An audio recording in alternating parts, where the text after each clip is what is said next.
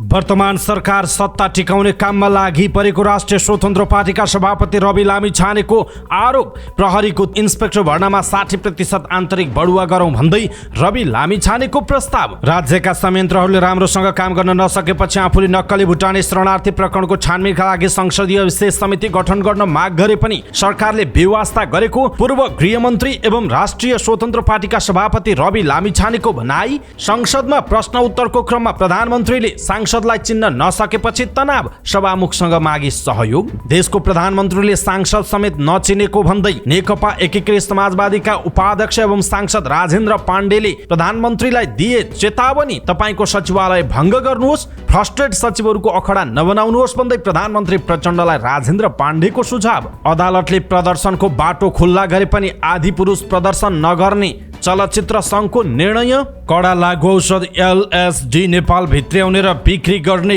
गिरोह प्रहरीको फन्दामा 5 विदेशी सहित 12 जना पक्राउ। र्यापर गिरीशको क्याफेमा मासुको पैसा उठाउन गएका युवकको रहस्यमय मृत्यु, हत्या आरोपमा किटानी जाहेरी। पूर्व गृहमन्त्री बालकृष्ण खाँडलाई भेट्न जेलमा पुगे परराष्ट्र मन्त्री एनपी साउल। के भयो कुराकानी, यसको विषयमा पुरै जानकारी। अदालतमै पूर्व न्यायाधीश भुवन गिरीमाथि श्रीमतीले गरिन् जुत्ता प्रहार। सिमानाको सुरक्षाका लागि सरकार संवेदनशील रहेको प्रधानमन्त्री प्रचण्डको जिकिर। 71,000 मेट्रिक टन रासायनिक मल मौजदात छ, यो वर्ष अभाव हुँदैन भन्दै प्रधानमन्त्री प्रचण्डको भनाई। बजेटमा स्रोत र साधनको न्यायपूर्ण विनियोजन गरिएको प्रचण्डको धारणा। निजगढ अन्तर्राष्ट्रिय विमानस्थलको साइट क्लियरको काम आगामी आर्थिक वर्षभित्र सक्ने प्रधानमन्त्री प्रचण्डको धारणा। प्रधानमन्त्रीले नागरिकता विधेयक राष्ट्रपतिलाई प्रमाणीकरण गर्न लगाउने मन्त्री परिषदको सिफारिस फिर्ता लिनुपर्ने नेमकिपाका सांसद प्रेम सुवालको माग। सरकारले विद्यालय कर्मचारीहरूको माग तत्काल सम्बोधन गर्नुपर्ने नेकपा माओवादी केन्द्रका सचिव एवं पूर्व शिक्षा मन्त्री देवेन्द्र पौडेलको धारणा। इन्जिनियरिङ सर्वे बिना सडक निर्माण गर्ने काम सरकारले तत्काल बन्द गर्नुपर्ने कांग्रेस सांसद रामहरि खतिवडाको माग। कतार प्रहरीदेखि रुसी फौजमा नेपाली पुगेकोमा सरकारलाई कांग्रेस सांसद राजेन्द्र बजगाईको प्रश्न। नेपाल वायु सेवा निगममा नयाँ कर्मचारी थप गर्नु नेपाल आमाको रगत खाए सरह रहेको नेकपा एमालेका सचिव एवं सांसद योगेश भट्टराईको भनाई। हेलो सरकारलाई सशक्त र प्रभावकारी रूपमा सञ्चालन गर्नुपर्ने राष्ट्रिय स्वतन्त्र पार्टीकी सांसद सुमना श्रेष्ठको माग। राप्रपा प्रमुख सचेतक ज्ञानेन्द्र साईले गरे अस्ट्रेलियाका पूर्व सभामुख र सांसदसँग भेट। घरधनीले अटेर गरेपछि इटहरीमा प्रहरी लगाएर चलाइयो डोजर। नेपाल प्रवेश गरेको 9 दिनपछि मनसुन देशभर फैलियो, सतर्कता अपनाउन सरकारको आग्रह। त्रिभुवन विश्वविद्यालयका उप प्राध्यापक प्रेम चलाउनेले गरे अनसन स्थगित। पोखरामा ड्रागन बोट रेस प्रारम्भ। गोर्खामा जीप दुर्घटनामा मृत्यु भएका 5 जनाको शनाखत। काठमाडौँबाट राजस्थान जाँदै गरेको बस धादिङको गल्छीमा दुर्घटना। दाङमा शिक्षा अधिकृतलाई कुटपिट गरेको आरोपमा वडा अध्यक्ष पक्राउ। ज्यान मार्ने धम्की आएपछि चलचित्र आदि पुरुषका निर्देशकलाई प्रहरीको सुरक्षा। टाइटनिक हेर्न गएको टाइटन पनडुब्बी विस्फोट हुँदा 5 जनाको मृत्यु। र 14औं संस्करणको साफ च्याम्पियनसिपमा आफ्नो दोस्रो खेलमा नेपालले भोलि घरेलु टोली भारतसँग खेल्दै।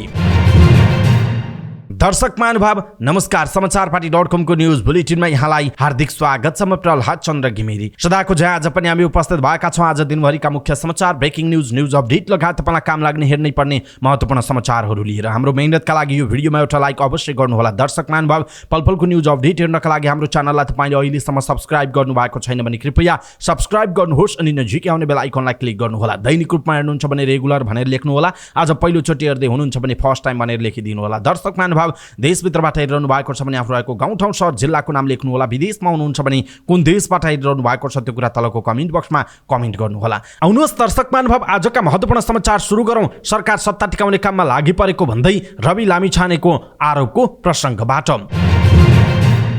राष्ट्रिय स्वतन्त्र पार्टीका सभापति रवि लामिछानेले सरकार सत्ता टिकाउने काममा लागि परेको टिप्पणी गर्नु भएको छ। सत्ता टिकाउनकै लागि प्रधानमन्त्री पुष्पकमल दाहाल प्रचण्डले सत्तारूढ दलभित्रै अर्को गठबन्धन बनाउनु परेको, नक्कली भुटानी शरणार्थी प्रकरणमा अनुसन्धानलाई कमजोर बनाउँदै लगेको, भारत भ्रमणलाई ठूलो उपलब्धिका रूपमा चित्रण गर्ने प्रयास गरेको उहाँको भनाइ छ। प्रतिनिधि सभाको बैठकमा प्रधानमन्त्री तथा मन्त्री परिषद कार्यालय, राष्ट्रपति कार्यालय, गृह मन्त्रालय, रक्षा मन्त्रालय, संस्कृति पर्यटन तथा नागरिक उड्डयन मन्त्रालय, राष्ट्रिय योजना आयोगको विनियोजन विधेयकमाथिको छलफलका कार्यक्रममा उहाँले प्रधानमन्त्री दाहाल जनतालाई राहत दिने मुलुकको महत्त्वपूर्ण मुद्दाहरूमा केन्द्रित हुने भन्दा पनि सत्ता टिकाउने काममा अल्मलिएको आरोप लगाउनुभयो। सभापति लामिछानेले राज्यका संयन्त्रहरूले राम्रोसँग काम गर्न नसकेपछि आफूले नक्कली भुटानी शरणार्थी प्रकरणको छानबिनका लागि संसदीय विशेष समिति गठन गर्न माग गरे पनि सरकारले बेवास्ता गरेको आरोप लगाउनुभयो। सरकार जनतालाई राहत दिने मुलुकका महत्त्वपूर्ण मुद्दाहरूमा केन्द्रित रहने भन्दा पनि सरकारले आफूलाई टिकाउनु पर्ने जिम्मेवारी बढी भएका कारणले सरकार कता कता अल्मलिएको हो कि भन्ने कुरामा म सम्माननीय सभामुख महोदय मार्फत सदनलाई जानकारी गराउन चाहन्छु। उहाँले भन्नुभयो नक्कली भुटानी शरणार्थी प्रकरणका विषयलाई लिएर मैले यही सदनमा हाम्रो दलको तर्फबाट विशेष समितिको माग गरेको थिएँ। कारण के थियो भने जुन ढङ्गले यसको इन्भेस्टिगेसन भइरहेको थियो त्यहाँ इन्भेस्टिगेसन गर्ने इन्स्टिट्युटहरूको बारेमा प्रश्नहरू आए, अनेक कुराहरू आए। उहाँको भनाइ छ उहाँले त्यस विषयमा छानबिन अगाडि बढ्न नसकेको र अहिले छानबिन नसकिए पनि जुन परिणामहरू आइरहेको छ त्यसले प्रश्नहरूको उत्तर नै दिन नसकेको बताउनुभयो। सभापति लामिछानेले राष्ट्रको महत्त्वपूर्ण मुद्दाहरूलाई छोडेर सरकार किन अल्मलिएको छ भनेर प्रश्न समेत गर्नुभयो। त्यस्तै उहाँले नेपाल प्रहरीको 30 वर्ष प्रावधान हटाउन तथा इन्सपेक्टरको भर्नामा 60% आन्तरिक बढुवा गर्न पनि प्रस्ताव गर्नुभयो। सांसद तथा राष्ट्रिय स्वतन्त्र पार्टीका सभापति रवि लामिछानेले प्रहरी जवान र हवलदारको स्वैच्छिक अवकाशलाई 16 वर्ष, जुनियर अधिकृतको हकमा 18 वर्ष र सिनियर अधिकृतको हकमा 20 वर्ष बनाइनुपर्ने बताउनुभयो। लामिछानेले पेन्सनको हकमा भने 20 वर्ष पुगेपछि मात्र वितरण हुने व्यवस्था गरिनुपर्ने बताउनुभयो। जवान र हवलदारको आर्थिक अवस्था कमजोर हुने भएकाले उनीहरू स्वैच्छिक अवकाशको व्यवस्था 16 वर्षमै गरिनुपर्ने उहाँको भनाइ छ। जवान र हवलदारको आर्थिक अवस्था हेर्नुभयो भने उहाँहरूले परिवार कसरी पाल्नुहुन्छ यो शोचनीय विषय छ। उहाँले भन्नुभयो वैदेशिक रोजगारीबाट उनीहरूले राम्रो रेमिटेन्स भित्र्याउने उहाँले बताउनुभयो। उहाँले प्रहरीको सरुवा बढुवा पारदर्शी बनाइनुपर्ने र शक्ति केन्द्रको घर दैलोमा पुग्ने प्रचलन अन्त्य गरिनुपर्ने बताउनुभयो। अहिले पनि प्रहरी अधिकारीहरू शक्ति केन्द्रको घर घरमा पुगिरहेको देख्छु उहाँले भन्नुभयो। लामिछानेले प्रहरी निरीक्षकमा खुल्ला प्रतिस्पर्धाबाट 40% र आन्तरिक बढुवाबाट 60% बाट बढुवा गरिनुपर्ने बताउनुभयो। अहिले 40% बढुवा र 60% खुल्ला प्रतिस्पर्धाबाट नियुक्त हुने व्यवस्था छ। अहिले प्रहरी सहायक निरीक्षकबाट सेवा सुरु गरेकाहरू प्रहरी निरीक्षकभन्दा अगाडि जान नसक्ने अवस्था भयो, जबकि 2049 को नियमावली अनुसार उनीहरू डीएसपी सम्म हुन्थे उहाँको भनाइ छ। दर्शक महानुभाव, रवि लामिछानेको यो भनाइ तपाईलाई कस्तो लाग्यो आफ्नो कुरा तलको कमेन्ट बक्समा कमेन्ट गर्नुहोला। प्रधानमन्त्रीसँग सांसदहरूले प्रश्न उत्तरका क्रममा केही सांसदलाई प्रधानमन्त्रीले चिन्न नसकेपछि सभामुखको सहयोग माग्नु भएको छ। प्रधानमन्त्री पुष्पकमल दाहाल प्रचण्डसँग शुक्रबारको प्रश्न उत्तरका क्रममा प्रधानमन्त्री कार्यालयले पर्याप्त तयारी नगरेका कारण पटक पटक झुक्किने अवस्था समेत देखिएको छ। एमालेका अच्युत मैनाली र नेपाली कांग्रेसका अजय चौरसियापछि प्रश्न सोध्न सभामुख देवराज घिमिरेले कांग्रेस सांसद अञ्जनी श्रेष्ठको नाम बोलाउनु भयो। उहाँले आफ्नो प्रश्न पनि राख्नुभयो, तर प्रधानमन्त्रीले उहाँलाई चिन्न सक्नु भएन र सभामुखको सहयोग माग्नुभयो। सभामुखले अञ्जनी श्रेष्ठको नाम लिएपछि प्रधानमन्त्रीले जवाफ दिनुभयो। त्यस्तै कांग्रेस सांसद अम्बिका बस्नेतलाई पनि प्रधानमन्त्रीले चिन्न सक्नु भएन। पूर्व मन्त्री समेत रहनु भएकी बस्नेत चर्चित नेपाली कांग्रेसकी नेता पनि हुनुहुन्छ, तर प्रधानमन्त्रीले उहाँलाई पनि नामले चिन्न नसकेपछि पुनः सभामुखको सहयोग माग्नुभयो। सभामुखले अम्बिका बस्नेत भनेर चिनाएपछि प्रधानमन्त्री पुनः अल्मलिनुभयो। उहाँले अम्बिका बस्नेतको प्रश्न हराएपछि पुनः प्रश्न सोध्न आग्रह गर्नुभयो। प्रधानमन्त्रीले यस्तो हुनुमा आफ्नो तयारीमा कमजोरी देखिएको समेत स्वीकार गर्नुभएको थियो। प्रधानमन्त्रीको तयारीमा कमजोरी देखिएपछि सांसद अशोक कुमार चौधरीले आफ्नो पालामा भने सम्माननीय प्रधानमन्त्री ज्यू, मेरो नाम अशोक कुमार चौधरी हो, फेरि झुक्किनु होला भनेर भन्नुभएको थियो। जबकि सांसदले प्रधानमन्त्रीलाई सोध्ने प्रश्न पहिले नै प्रधानमन्त्री कार्यालयमा संसद सचिवालय मार्फत गइसकेको हुन्छ र सम्बन्धित मन्त्रालयबाट जवाफ लेखेर पठाइन्छ। दर्शक महानुभाव, प्रधानमन्त्रीले आफ्नै सांसदहरूलाई र खास गरी नेताहरूलाई चिन्न नसक्नु र पटक पटक चिन्न नसके पछाडि नाम सोध्नु यो गैर जिम्मेवार र सँगसँगै प्रश्नहरू पनि तल र माथि गराएर प्रधानमन्त्री कार्यालयले जुन खालको लापरवाही गरेको छ यसप्रति तपाईँ के भन्नुहुन्छ आफ्नो कुरा तलको कमेन्ट बक्समा कमेन्ट गर्नुहोला। नेकपा एकीकृत समाजवादीका उपाध्यक्ष राजेन्द्र पाण्डेले प्रधानमन्त्री पुष्पकमल दाहाल प्रचण्डलाई सचिवालय भङ्ग गर्न सुझाव दिनुभयो। प्रतिनिधि सभाको बैठकमा बोल्दै उहाँले फ्रस्ट्रेट सचिवहरूको अखडा प्रधानमन्त्रीको सचिवालय भएकाले काम नलाग्ने बताउनुभयो। उहाँले असन्तुलित भएकै कारणले सरकारले ल्याएको बजेट यथास्थितिमा पारित गर्न नसक्ने प्रधानमन्त्रीलाई चेतावनी पनि दिनुभएको छ। दर्शक महानुभाव, यसप्रति तपाईँको धारणा के छ आफ्नो धारणा तलको कमेन्ट बक्समा कमेन्ट गर्नुहोला।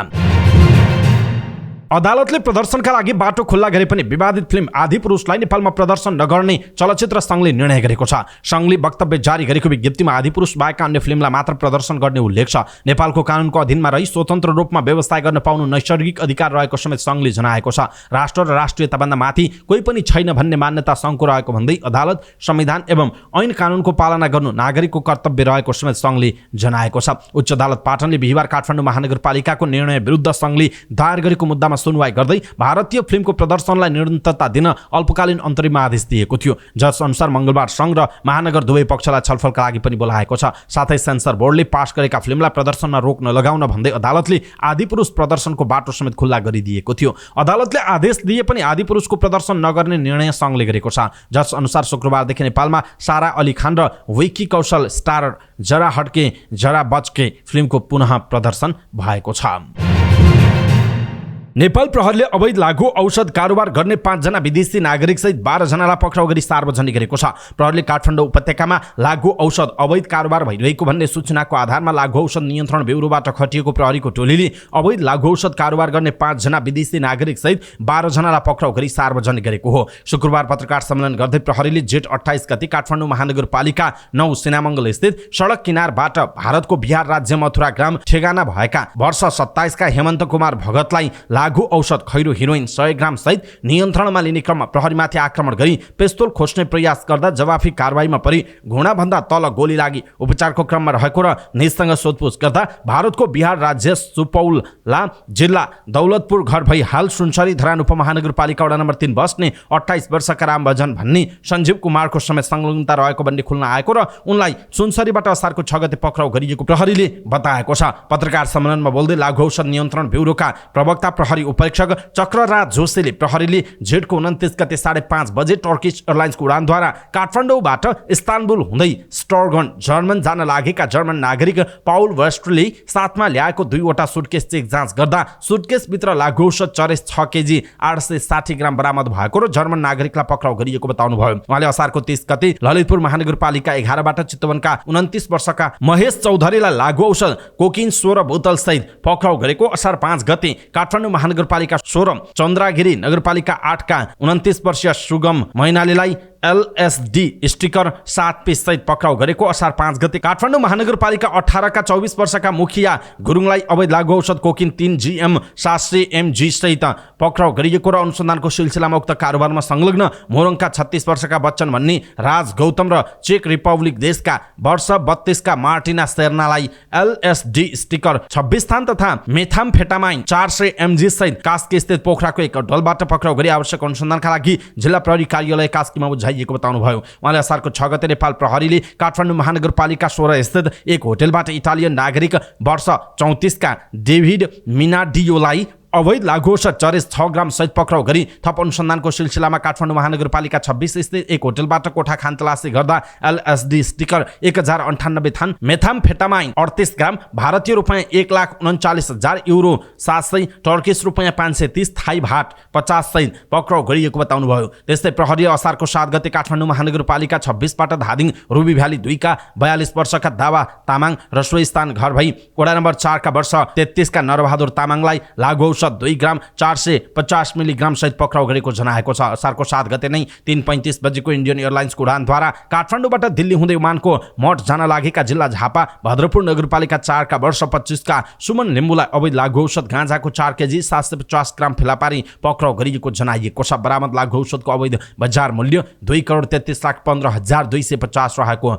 जनाइएको छ। दर्शक महानुभाव, अहिलेसम्मकै कडा खालको लागू औषध LSD नेपाल भित्र्याउने र बिक्री वितरण गर्ने गिरोहलाई प्रहरीले पक्राउ गरेको छ र खास गरी कारोबार गर्ने 5 विदेशी सहित 12 जना यसरी पक्राउ परेका छन्। खास गरी युवाहरूलाई दलदलमा फसाउने, सुरुमा प्रलोभन पार्ने र तपाईँ हाम्रा देश तथा विदेशमा तपाईँ जहाँ जसरी आफ्नो मेहनत गर्नुभएको छ, कर्म गरेर खाइरहनु भएको छ, काम गरेर दुःखले कमाएको पैसा आफ्ना छोराछोरीहरूको सुन्दर भविष्यका लागि बचाउने बाउ आमाका छोराछोरीहरूलाई ललाई फकाई यस्ता लागू औषधको प्रलोभनमा पार्ने र पछि ठुलो व्यवसाय सञ्चालन गर्ने दुष्प्रयास गर्ने, खास गरी नराम्रो सोच राख्ने र गलत मनसाले यसरी लागू औषध बिक्री वितरण र ओसार प्रसार गर्ने गिरोहलाई नेपाल प्रहरीले पक्राउ गरेको छ। यसप्रति तपाईँ के भन्नुहुन्छ? आफ्नो कुरा तलको कमेन्ट बक्समा कमेन्ट गर्नुहोला।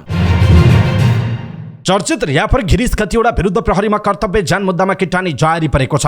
खतिवडाले विराटनगरमा सञ्चालन गरेको जी क्याफे एन्ड बिस्ट्रो तथा बिस्ट्रोमा धनपाल थान गाउँपालिका 4 का कसिद अन्सारीको रहस्यमय मृत्यु भएको भन्दै सञ्चालक खतिवडा सहित 3 जना विरुद्ध हत्या आरोपमा किटानी जारी परेको हो। प्रहरीका अनुसार कासिदको योजनाबद्ध हत्या भएको भन्दै क्याफे सञ्चालक विराटनगर 8 का खतिवडा, क्याफेमा कार्यरत जहादा गाउँपालिका 3 का करण राजवंशी र विराटनगर 16 का अनुराग राउत विरुद्ध जारी परेको छ। मृतक कासिदको देउरी तिग्रामा 3 इन्च लामो र 1 इन्च गहिरो चोट रहेको पीडित परिवारले बताएका छन्। असारको 3 गते बिहान 11 बजे क्याफेमा मासुको पैसा उठाउन गएका मोरङको धनपालथान गाउँपालिका 4 का अन्सारीको रहस्यमय रूपमा मृत्यु भएको थियो। कर्सियप झारमा चाँदनी फ्रेस हाउस सञ्चालन गर्ने अन्सारीले सो क्याफेमा मासु बिक्री गर्दै आएका थिए। त्यस दिन अन्सारी 40,000 रुपैयाँ बक्यौता उठाउन भन्दै क्याफे गएको प्रहरीले जनाएको छ। होटल सञ्चालक खतिवडाले क्याफेमै लडेर गम्भीर घाइते भएको भन्दै उनलाई त्यहाँ कार्यरत कर्मचारीले विराट अस्पतालमा उपचारका लागि लगेकोमा उपचारकै क्रममा मृत्यु भएको बताएका छन्। मृतकका आफन्तले भने क्याफे सञ्चालक खतिवडा सहित त्यहाँ कार्यरत 3 जनाले हत्या गरेको किटानी जाहेरीमा उल्लेख गरेका छन्।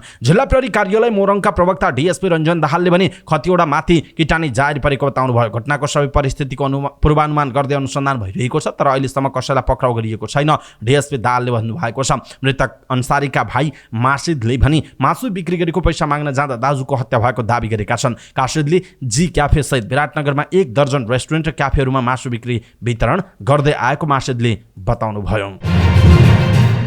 नक्कली भुटानी शरणार्थी प्रकरणमा थुनामा रहनुभएका पूर्व गृहमन्त्री तथा नेपाली कांग्रेसका नेता बालकृष्ण खाँडलाई भेट्न परराष्ट्र मन्त्री एनपी साउद केन्द्रीय कारागार पुग्नु भएको छ। केन्द्रीय कारागार प्रशासनका अनुसार परराष्ट्र मन्त्री साउद बिहीबार नेता खाँडलाई भेट्न कारागार पुग्नु भएको हो। उहाँहरूबीच आधा घण्टाभन्दा बढी समय कुराकानी भएको स्रोतले जनाएको छ। खाँडसँगको भेटमा समसामयिक राजनीति, नेपाली कांग्रेसभित्रको आन्तरिक राजनीति लगायतका विषयमा कुराकानी भएको थियो। खाँड र साउद बीच कांग्रेसको भातृ संस्था नेपाल विद्यार्थी सङ्घ नेवी सङ्घको अध्यक्ष हुँदादेखि नै गहिरो सम्बन्ध छ। 2046 सालको जनआन्दोलन ताका खाँड नेवी सङ्घ अध्यक्ष हुनुहुन्थ्यो। खाँडले गरेको महाधिवेशनबाट साउद अध्यक्षमा चुनिनु भएको हो। खाँडपछि 2062-63 मा तरुण दलको अध्यक्ष पनि हुनुभयो, तर साउद भने तरुण दलमा राजनीति गर्नु भएन। कांग्रेसका वर्तमान सभापति शेरबहादुर देउबाका विश्वासपात्र खाँड र साउद पार्टीभित्र संगठन भएका प्रभावशाली नेता मानिन्छन्। कांग्रेसको 14औं महाधिवेशनमा खुल्ला केन्द्रीय सदस्यतर्फ साउद दोस्रो र खाँड तेस्रो बढी मत ल्याएर विजयी हुनुभएको थियो। दर्शक महानुभाव, जेलभित्र रहेका बालकृष्ण खाँडलाई वर्तमान बहालवाला मन्त्री, त्यही पनि परराष्ट्र मन्त्री एनपी साउद गएर आधा घण्टा भेटेका छन् र खास गरी समसामयिक विषयमा कुराकानी भयो भनेर जुन खालको कुरा गरिएको छ, यसप्रति तपाईँ के भन्नुहुन्छ? आफ्नो कुरा तलको कमेन्ट बक्समा कमेन्ट गर्नुहोला। पूर्व न्यायाधीश भुवन गिरीमाथि काठमाडौँ जिल्ला अदालतमा जुत्ता प्रहार भएको छ। गिरीलाई अदालतभित्रै उहाँका श्रीमती आरती गिरीले जुत्ता प्रहार गर्नुभयो। वैवाहिक बलात्कारको मुद्दामा पेशी बुझ्न आउनुभएका पूर्व न्यायाधीश गिरीलाई जुत्ता प्रहार गर्नुभएको हो। आरती पनि पेशी बुझ्न पुग्नु भएको थियो। उहाँले जुत्ता प्रहार गरेपछि प्रहरीले अदालतबाट बाहिर निकालेर गेट बाहिर राखेको थियो। गिरीले रुँदै राज्यले बलात्कारीलाई सेवा गरेको गुनासो समेत पोख्नुभयो। उहाँले श्रीमान विरुद्ध केही समय वैवाहिक बलात्कारको मुद्दा हाल्नु भएको थियो। यसअघि पनि सरिताले न्यायको माग गर्दै श्रीमान विरुद्ध विरोध गर्दै आउनु भएको थियो। गिरी गत चैत 28 गते पक्राउ पर्नु भएको थियो। गिरी विरुद्ध उहाँकी पत्नी आरती गिरी रावलले वैवाहिक बलात्कार आरोपमा जाहेरी दिनुभएको हो। कपिलवस्तु जिल्ला अदालतले गिरीलाई पक्राउ गर्न प्रहरीलाई अनुमति दिएको थियो।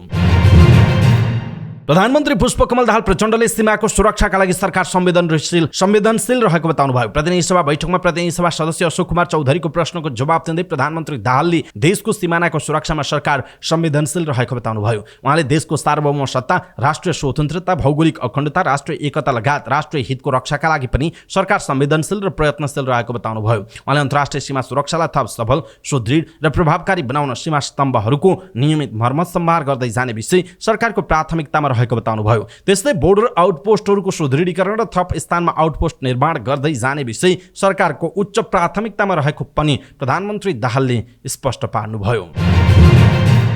यसैबीच प्रधानमन्त्री दाहालले विभिन्न बिक्री डिपोहरूमा 71,000 मेट्रिक टन रासायनिक मल मौजदात रहेको बताउनु भएको छ। प्रतिनिधि सभा बैठकमा प्रतिनिधि सभा सदस्य अब्दुल खानको प्रश्नको जवाब दिँदै प्रधानमन्त्री दाहालले 2079 श्रावण महिनादेखि अहिलेसम्म 3,51,000 मेट्रिक टन रासायनिक मल आयात भएको बताउनुभयो। उहाँले सो मध्ये 71,000 मेट्रिक टन रासायनिक मल विभिन्न डिपोहरूमा मौजदात रहेको बताउनुभयो। त्यस्तै यही महिनाभित्र भारतको कलकत्ताबाट 45,000 मेट्रिक टन डीएपी मल ल्याइने पनि उहाँले जानकारी गराउनुभयो। प्रधानमन्त्री दाहालले यो वर्ष धान रोप्ने सिजनमा विगतको जस्तो मल अभाव नहुने बताउनु भएको छ।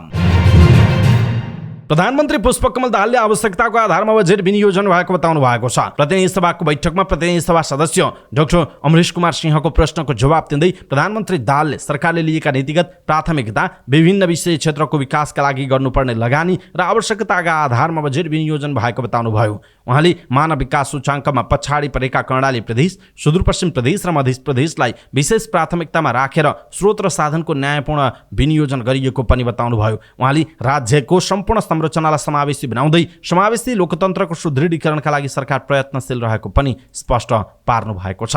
यसैबीच प्रधानमन्त्री दाहालले निजगढ अन्तर्राष्ट्रिय विमानस्थलको आर्थिक वर्ष 2080-81 भित्र साइट क्लियर गरिसक्ने योजना रहेको बताउनुभयो। प्रतिनिधि सभामा प्रधानमन्त्री प्रश्नोत्तर कार्यक्रममा सांसदहरूले उठाएका प्रश्नको जवाफ दिँदै प्रधानमन्त्री दाहालले यस्तो बताउनुभयो। उहाँले सरकारले राष्ट्रिय गौरवका आयोजनाहरूमा बजेट सुनिश्चित गर्ने गरेको बताउनुभयो। उहाँले राष्ट्रिय गौरवका आयोजनाहरूमा बजेट कम हुने अवस्थामा थप बजेट व्यवस्था गर्ने गरिएको बताउनुभयो। उहाँले रेल सेवा सञ्चालन गर्ने कुरामा सरकार सकारात्मक रहेको पनि बताउनुभयो। उहाँले राष्ट्रिय गौरवका आयोजनाहरू र अन्य प्राथमिकता आयोजनाहरूको जग्गा अधिग्रहण, मुआवजा तथा क्षतिपूर्ति वितरण गर्ने कार्य सरकारको प्राथमिकतामा रहेको बताउनु भएको छ। नेपाल मजदुर किसान पार्टीका सांसद प्रेम सुवालले राष्ट्रपतिलाई नागरिकता विधेयक प्रमाणीकरण गर्न लगाउने मन्त्री परिषदको सिफारिस तत्काल फिर्ता लिने प्रधानमन्त्री पुष्पकमल दाहालसँग आग्रह गर्नुभयो। तत्कालीन राष्ट्रपति विद्यादेवी भण्डारीले प्रमाणीकरण नगरेको सो विधेयक संवैधानिक र कानुनी हिसाबले प्रधानमन्त्री पुष्पकमल दाहालले प्रमाणीकरणका लागि राष्ट्रपति रामचन्द्र पौडेललाई सिफारिस गर्न नमिल्ने भएकाले त्यसलाई तत्काल फिर्ता लिनुपर्ने उहाँको तर्क छ। प्रतिनिधि सभाको बैठकमा आकस्मिक समय लिएर बोल्दै सांसद सुवालले विदेशीलाई नेपाली नागरिकता दिने बाटोमा सरकार अग्रसर भएको जिकिर गर्दै पछाडि हट्न आग्रह गर्नुभयो। उहाँले गैर आवासीय नेपालीलाई गैर आवासीय नेपाली नागरिकता दिने व्यवस्था पनि उपयुक्त नभएको बताउनुभयो। उहाँले नेपालीलाई नेपाली नागरिकता दिनुपर्छ तर विदेशीलाई दिनु हुँदैन। 2063 साल यता सार्वजनिक सर्जिमन गराई विदेशीलाई जन्मको आधारमा दिएको नेपाली नागरिकता खारेज गर्नुपर्छ। जन्मको आधारमा विदेशी नेपाली भएकाका छोराछोरीलाई वंशजको आधारमा नेपाली नागरिकता दिनु उचित होइन। यो नेपाललाई सिक्किम जस्तै बनाउने हो र शासकहरू लेन्डुप जस्तै हुने बाटो हो। यो देशद्रोही बाटोबाट सरकार पछाडि हट्न जरुरी छ उहाँको भनाइरहेको छ। सत्तारूढ दल नेकपा माओवादी केन्द्रका सांसद एवं पूर्व शिक्षा मन्त्री देवेन्द्र पौडेलले विद्यालय कर्मचारीहरूको समस्या तत्काल समाधान गर्न सरकारसँग माग गर्नु भएको छ। सार्वजनिक विद्यालय सुधार अभियानलाई सार्थक बनाउन पनि विद्यालय कर्मचारी र शिक्षकहरूसँग विगतमा गरिएका सहमतिहरूको कार्यान्वयनमा सरकारले ढिलाइ गर्न नहुने उहाँको तर्क थियो। प्रतिनिधि सभा बैठकमा आकस्मिक समय लिएर बोल्दै सांसद पौडेलले सरकारले 2 पटक आफैले गरेको प्रतिबद्धता अनुसार विद्यालय कर्मचारीको समस्या समाधान नगरेको भन्दै आपत्ति समेत जनाउनुभयो। विद्यालयका कर्मचारीहरूले लेखापाल र कार्यालयका सहयोगीको सेवा सुविधा खरदार सरह पुर्याउनु पर्ने माग गर्दै आइरहेका छन्। सांसद पौडेलले उनीहरूको सो माग सम्बोधन गर्न सरकारले ढिलाइ गर्न नहुने बताउनुभयो। नेपाली कांग्रेसका सांसद रामहरि खतिवड़ाले इन्जिनियरिङ सर्वे बिना सडक निर्माण गर्ने काम तत्काल बन्द गर्न सरकारसँग माग गर्नु भएको छ। सांसद खतिवड़ाले पहाडी जिल्लाहरूमा इन्जिनियरिङ सर्वे बिना सडक निर्माणको काम हुँदा बृहत रूपमा पहिरो जाने क्रम बढेर गएकाले त्यस्ता कामलाई सरकारले तत्काल बन्द गर्नुपर्ने बताउनु भएको हो। प्रतिनिधि सभा बैठकमा आकस्मिक समय लिएर बोल्दै उहाँले डोजर ड्राइभर आफै इन्जिनियर बनेर सडक खन्ने काम गर्दा त्यहाँ पहिरो जाने क्रम बढेर गएकाले त्यसलाई रोक्न सरकारले ध्यान दिनुपर्ने बताउनुभयो। सांसद खतिवड़ाले वर्षातकै कारण पहिरोको जोखिममा ओखलढुङ्गा बिलन्धुका स्थानीय बासिन्दालाई सुरक्षित ठाउँमा स्थानान्तरण गर्न पनि सरकारको ध्यानाकर्षण गराउनुभयो। सो घटनाका कारण ठूलो जनधनको क्षति भएको उल्लेख गर्दै सांसद खतिवड़ाले सो ठाउँमा उचित राहतको आवश्यक व्यवस्था मिलाउन पनि सरकारलाई सचेत गराउनुभयो।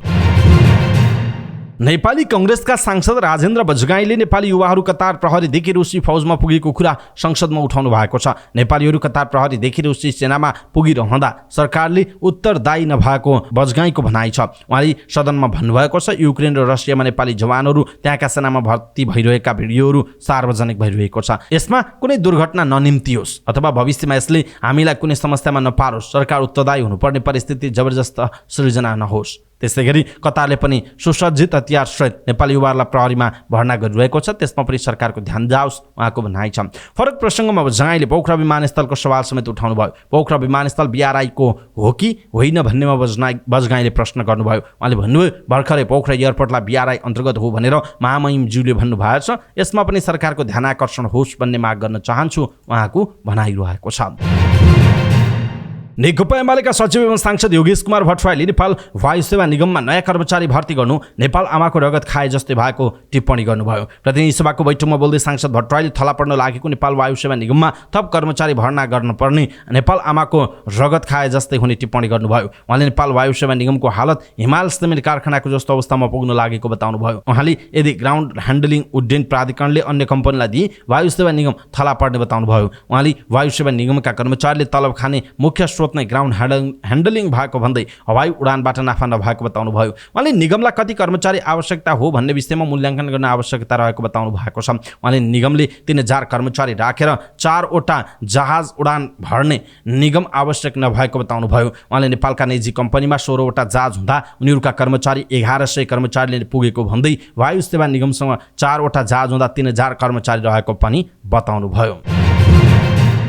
राष्ट्रिय स्वतन्त्र पार्टीकी सांसद सुमना श्रेष्ठले सरकारसँग विपद व्यवस्थापनका रणनीतिहरू पर्याप्त नभएको बताउनु भएको छ। प्रतिनिधि सभाको दोस्रो बैठकमा गृह मन्त्रालय, रक्षा मन्त्रालय, प्रधानमन्त्री तथा मन्त्री परिषदको कार्यालय, राष्ट्रिय योजना आयोग, संस्कृति पर्यटन तथा नागरिक उड्डयन मन्त्रालयको विनियोजन शीर्षकमाथिको छलफलमा भाग लिँदै उहाँले सो कुरा बताउनुभयो। सांसद श्रेष्ठले पश्चिम नेपालमा भूकम्प आउने खतरा विज्ञहरूले औल्याए पनि त्यसको बारेमा बजेटमा कुनै कार्यक्रम नआएको स्पष्ट पार्नुभयो। उहाँले विपद पोर्टल पालिका स्तरमा पुर्याउने कुरा बजेटमा उल्लेख भए पनि जनशक्तिको अभावमा कार्यान्वयन हुन सक्ने अवस्था नरहेको जिकिर गर्नुभयो। सांसद श्रेष्ठले प्रधानमन्त्री तथा मन्त्री परिषद कार्यालयमा सञ्चालनमा ल्याइएको हेलो सरकार कार्यक्रमलाई प्रभावकारी बनाउन, सशक्त बनाउन आवश्यक बजेटको व्यवस्था गर्न पनि सरकारसँग माग गर्नुभयो।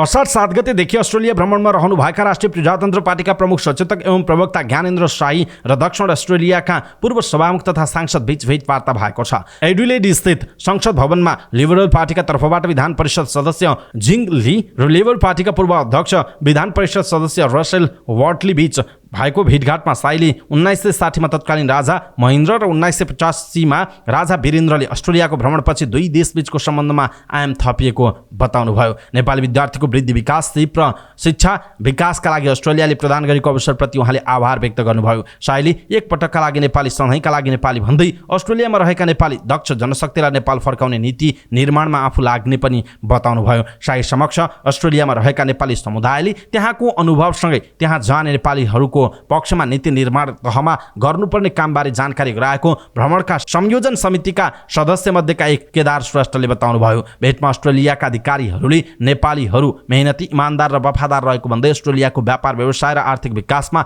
महत्त्वपूर्ण भूमिका रहेको भन्दै खुसी व्यक्त गरेका छन्। शाहीलाई समाजसेवी दीपक विष्ट नेतृत्वमा रहेको नेपाली समुदायले च्यारिटी रात्रि भोजको आयोजना गरी सम्मान समेत गरेको जनाइएको छ।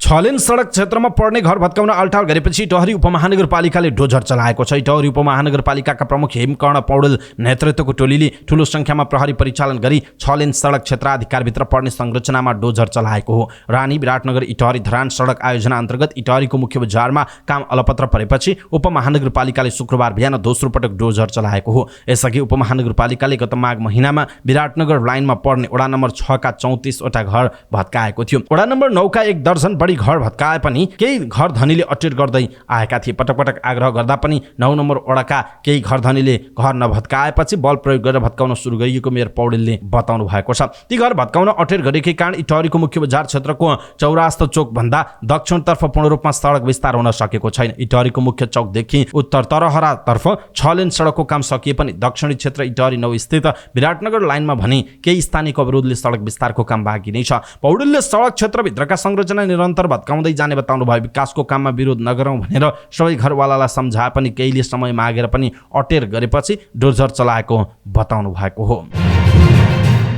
जेठको 31 गते पूर्वी नेपालबाट प्रवेश गरेको मनसुन देशभर फैलिएको छ। जल तथा मौसम विज्ञान विभागले विशेष बुलेटिन निकालेर देशभर मनसुन फैलिएको जानकारी गराएको हो। औसतभन्दा 1 दिन ढिला गरी नेपाल प्रवेश गरेको मनसुन देशभर फैलन 9 दिन लागेको छ। मनसुन नेपालभित्र प्रवेश गरेको पहिलो दिनमै कोशीसँगै बागमती र मध्य प्रदेशको पूर्वी भूभागमा फैलिएको थियो। विभागले निकालेको विशेष बुलेटिनमा देशभर मनसुन फैलिएको र सक्रिय अवस्थामा रहेकाले आउँदो 3 दिन विभिन्न भूभागमा मेघ गर्जन र चट्याङसहित वर्षाको सम्भावना रहेको उल्लेख छ। मध्य बागमती गण्डकी लुम्बिनी प्रदेशका केही ठाउँमा भारी वर्षा र केही ठाउँमा अत्याधिक वर्षाको समेत सम्भावना रहेको विभागले जनाएको छ। मनसुन सक्रिय भएसँगै देशभर बाढी, पहिरो, डुबान, भूक्षय लगायतका समस्या आउन सक्ने भन्दै विभागले खराब मौसमका कारण हुन सक्ने जोखिम र क्षतिबाट बच्न आवश्यक सतर्कता अपनाउन अनुरोध समेत गरेको छ। त्रिभुवन विश्वविद्यालयका उपप्राध्यापक प्रेम चलाउनेले अनसन स्थगित गर्नुभएको छ। उहाँ 5 दिनदेखि त्रिभुवन विश्वविद्यालयको उपकुलपति कार्यालय अगाडि अनसन बस्दै आउनु भएको थियो। अनसन स्थगित बारे जानकारी दिन उहाँले 1 बजे पत्रकार सम्मेलन समेत गर्नुभयो। चलाउनेलाई आक्रमण गर्ने नेवी संघका कार्यकर्ताहरू विरुद्धको मुद्दा फिर्ता लिने निर्णय मन्त्री परिषद बैठकले गरेपछि चलाउनेले त्यसको विरुद्धमा अनसन बस्नु भएको थियो। सर्वोच्च अदालतले चलाउनेमाथि आक्रमण गर्नेहरू विरुद्धको मुद्दा फिर्ता लिने निर्णय कार्यान्वयन नगरी यथास्थितिमा राख्नु भनी आदेश दिएको थियो। सोही आदेशपछि चलाउनेले अनसन स्थगित गर्नुभएको बुझिएको छ। पर्यटकीय नगरी पोखरामा नेपाल चीन मैत्रीपूर्ण ड्र्यागन बोट रेस महोत्सव भएको छ। नेपाल स्थित चिनिया राजदूतावास पोखरा महानगरपालिका र नेपाल पर्यटन बोर्डको संयुक्त आयोजनामा भएको महोत्सवको संस्कृति पर्यटन तथा नागरिक उड्डयन मन्त्री सुदन किराँतीले उद्घाटन गर्नुभयो। मन्त्री किराँतीले नेपाल चीन बीचको सम्बन्ध ऐतिहासिक रहेको भन्दै यो महोत्सवले दुई देशबीचको सम्बन्धमा थप इँटा थपेको बताउनु भएको छ। दक्षिण एसियामै पहिलो पटक आयोजना गरिएको बोट रेसमा चीनका 4 र नेपालका 4 गरी 8 टोलीले सहभागिता जनाइरहेका छन्। यस अन्तर्गत 200 र 500 मिटर दौडमा प्रतिस्पर्धा हुनेछ। विजेताले रु 20 लाख नगद मेडल र प्रमाणपत्र पाउनेछन्। फेवाताल किनारमा आयोजित प्रतियोगितामा 7 प्रदेशबाट र चीनबाट गरी 160 जनाको सहभागिता छ। प्रतियोगितामा प्रयोग गरिने बोट लगायत सामग्री चीनबाट ल्याइएको हो। चीनले पोखरा अन्तर्राष्ट्रिय विमानस्थल निर्माण गरेपछि आयोजना गरिएको यो फेस्टिभलले पर्यटन प्रवर्धनमा सघाउ पुग्ने विश्वास गरिएको जनाइएको छ।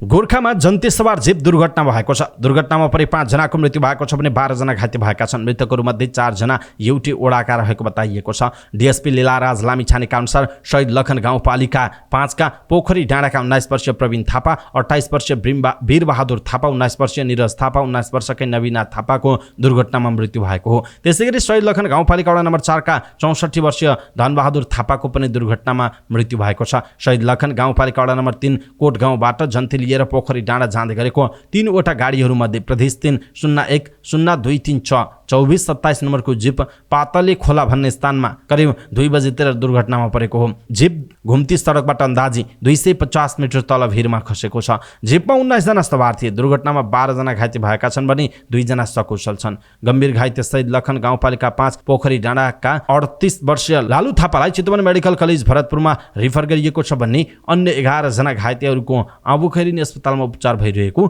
जनाइएको छ।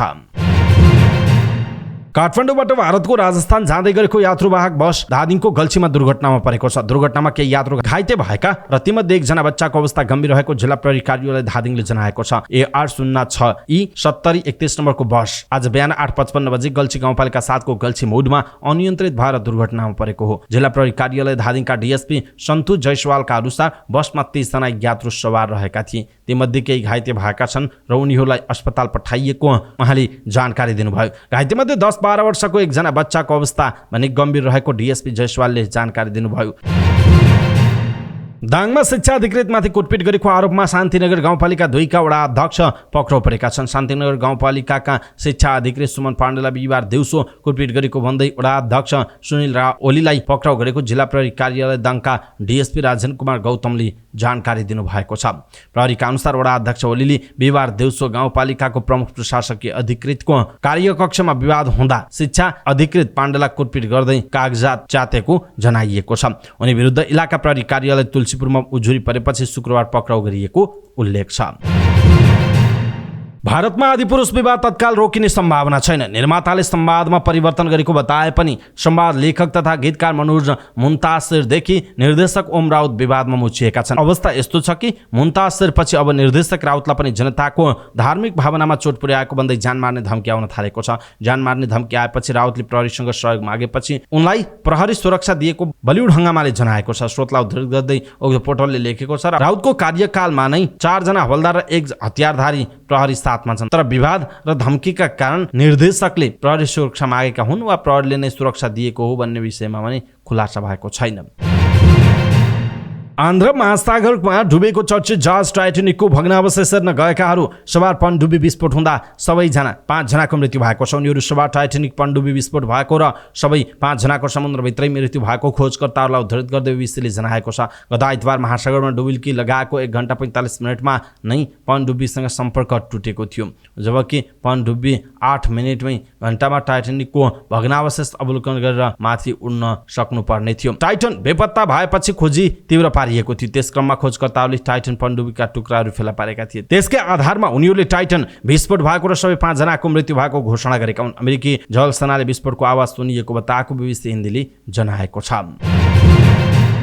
र 14औं संस्करणको साफ च्याम्पियनसिपमा आफ्नो दोस्रो खेल नेपालले घरेलु टोली भारतसँग शनिबार खेल्ने भएको छ। बेंगलुरु स्थित श्री कान्तिरव स्टेडियममा भारत विरुद्ध उत्रँदा नेपाल गर या मरको अवस्थामा छ।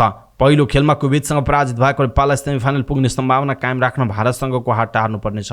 भारतसँग पराजित भएमा भने नेपालले समूह चरणबाटै बाहिरिने डर हुनेछ। नेपाल पहिलो खेलमा कुवेतसँग 3-1 पराजित भएको थियो। अर्को खेलमा भारतले सुनिल छेत्रीको ह्याट्रिक मद्दतमा पाकिस्तानलाई 4-0 हराएर शानदार सुरुवात गरेको थियो। पछिल्लो समय भारतले फुटबलका घरेलु संरचना लगायत धेरै सुधार गरिसकेको जनाइएको छ। अवस्था दर्शक महानुभाव समाचारपाटी.com को न्यूज बुलेटिन अहिलेका लागि यति नै। हामीले प्रस्तुत गरेका समाचारहरूप्रति तपाईको धारणा के छ? आफ्नो धारणा तलको कमेन्ट बक्समा कमेन्ट गर्नुहोला। हाम्रो मेहनतका लागि यो भिडियोमा एउटा लाइक अवश्य गर्नुहोला। दर्शक महानुभाव पलपलको न्यूज अपडेटका लागि समाचारपाटी.com हेर्दै गर्नुहोला। समाचारपाटी न्यूज बुलेटिन नेपाली समय अनुसार भोलि बिहान 5 बजे लिएर फेरि हाम्रो भेट हुनेछौँ। समाचारपाटी.com हेर्दै गर्नुहोस्। नमस्कार।